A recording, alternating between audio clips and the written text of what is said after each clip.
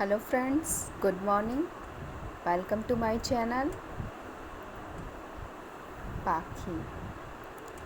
सो ये जो आज का टॉपिक है वो हमारे पीजीटी इकोनॉमिक्स और नेट इकोनॉमिक्स के लिए काफ़ी इम्पॉर्टेंट है। इसमें कुछ गवर्नमेंट के मेजर स्कीम्स हैं, रिसेंटली मेजर स्कीम हैं जो एग्ज़ाम में आपके आ सकते हैं।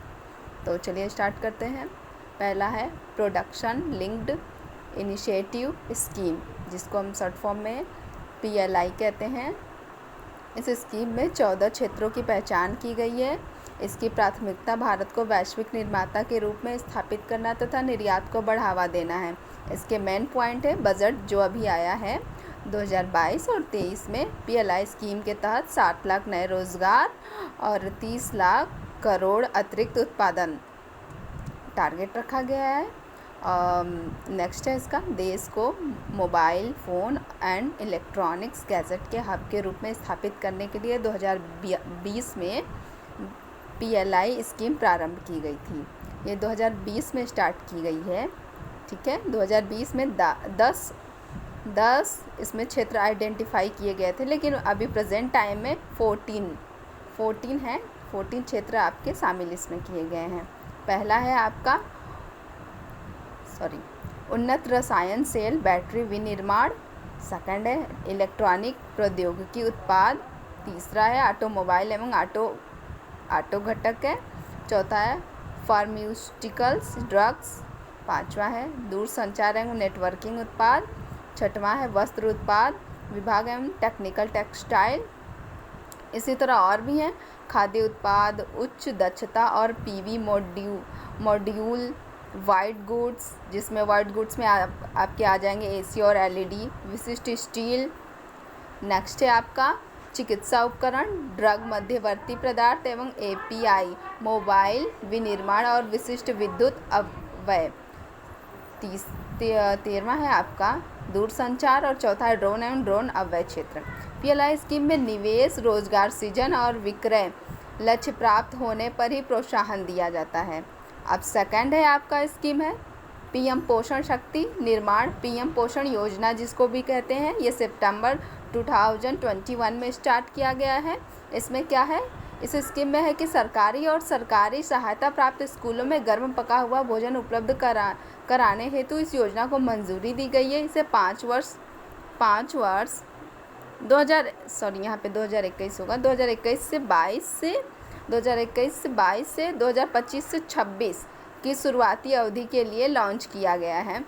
इसमें क्या है कि 1 से 8 तक के बच्चों के लिए भोजन उपलब्ध कराया जाना है। कक्षा 1 से 5 तक को 100 ग्राम और 6 से 8 तक को 150 ग्राम। न्यूनतम कैलोरी जिसकी है 700, ठीक है। नेक्स्ट स्कीम है आपका PM गति शक्ति मल्टी मॉडल कनेक्टिविटी के लिए राष्ट्रीयता मास्टर प्लान भी इसको बोलते हैं। 31 अक्टूबर 2021 को ये स्टार्ट हुआ है, जिसको हम बोलते हैं national master plan for multi modal connectivity plan, ठीक। It is a digital platform. Logistic cost इसमें आता है। लॉजिस्टिक कॉस्ट क्या होता है, आइए पहले जान लेते हैं। उत्पाद को स्थानांतरित करने में होने वाली सभी खर्च हैं, कि मीन्स कि एक उत्पाद को एक स्थान से दूसरे स्थान पर ले जाने में जो भी उसका कॉस्ट आता है उसको हम लॉजिस्टिक कॉस्ट कहते हैं। कच्चे माल की सोर्सिंग से लेकर ग्राहक के ऑर्डर देने और बीच में हर कदम पर, जिसको हम लॉजिस्टिक कॉस्ट कहते हैं। अब इसका मेन ऑब्जेक्टिव क्या है, reduce logistic cost. Main point देखते हैं इस स्कीम के। बजट 2020 से 2023 के अनुसार NIP जो है आपका हो जाएगा नेशनल इंफ्रास्ट्रक्चर पाइपलाइन में 7 कारक, जैसे कि है सड़क, रेल मार्ग, हवाई मार्ग, विमानपत्तन, माल परिवहन, जल मार्ग और लॉजिस्टिक और संरचना से जुड़ी परियोजनाओं को इस योजना में जोड़ दिया गया। मीन्स कि ये सारी योजनाओं को क्या किया गया कि एक दूसरे से कनेक्ट कर दिया गया, जिससे कि इनकी मॉनिटरिंग करने में आसानी हो, ठीक है। एम इसका है ज़मीनी स्तर पर काम में तेज़ी लाना, लागत में कमी करना। जैसे हम पहले ही पढ़ चुके हैं कि लॉजिस्टिक जो कॉस्ट है उसको रिड्यूस करना है। और रोज़गार पैदा करने पर ध्यान देने के साथ साथ आगामी 4 वर्षों में बुनियादी अवसंरचना परियोजनाओं की एकीकृत योजना और क्रियान्वयन सुनिश्चित करना है। ठीक है। चौथा आपका है scheme vibrant village programme. Finance and corporate minister Nirmala Sitharaman ने अपने 2022 से 23 के भाषण में ये स्कीम के बारे में बताया। अपने भाषण के दौरान इस योजना में उत्तरी सीमा पर कनेक्टिविटी में सुधार लाने के लिए तैयार है। ठीक है। मेन पॉइंट इसका क्या है, इस योजना के तहत उन सीमावर्ती गांवों को शामिल किया जाएगा जिनकी जनसंख्या बहुत ही कम होने के साथ कनेक्टिविटी एवं बुनियादी सुविधाएं भी बहुत ही सीमित हैं। इसके अंतर्गत गांव की बुनियादी सुविधाओं, आवास, पर्यटन केंद्रों के निर्माण, सड़क संपर्क, विकेंद्रित नवीकरणीय ऊर्जा की व्यवस्था शामिल होगी। इसके अलावा डीडी नेशनल एजुकेशनल चैनल्स के लिए डायरेक्ट टू होम एक्सेस की व्यवस्था और आजीविका सृजन के लिए सहायता जैसे कार्य भी किए जाएंगे। आपका 5वां स्कीम है राष्ट्रीय अवसंरचना पाइपलाइन, जिसको NIP ही बोलते हैं। वर्ष 2019 में स्वतंत्रता दिवस पर पीएम ने आगामी 5 वर्षों में 18 लाख करोड़ का निवेश की घोषणा की थी। इसका अनुसरण करते हुए 111 लाख करोड़ से आर्थिक लागत वाली NIP शुरू की गई है।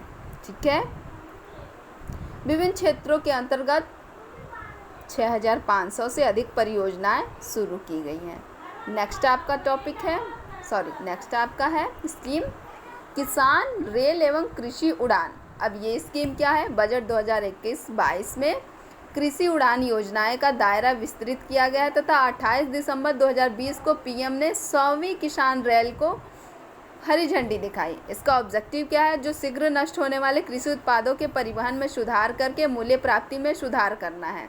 ठीक है। मीन्स कि जो बहुत सारे ऐसे खाद्य पदार्थ होते हैं जो कि शीघ्रता से नष्ट हो जाते हैं, एक स्थान से दूसरे स्थान पे ले जाने में उसमें टाइम लगता है और उसके बीच में वो सारे सामान क्या होते हैं कि ख़राब होने लगते हैं। तो ऐसी रेलगाड़ी का निर्माण किया गया है या ऐसे कोच का निर्माण किया गया है जिसमें रेफ्रिजरेटर हो। ठीक है। ताकि ये सामान एक स्थान से दूसरे स्थान ले जाने में कोई दिक्कत ना हो और ये ख़राब भी ना हो। ठीक है।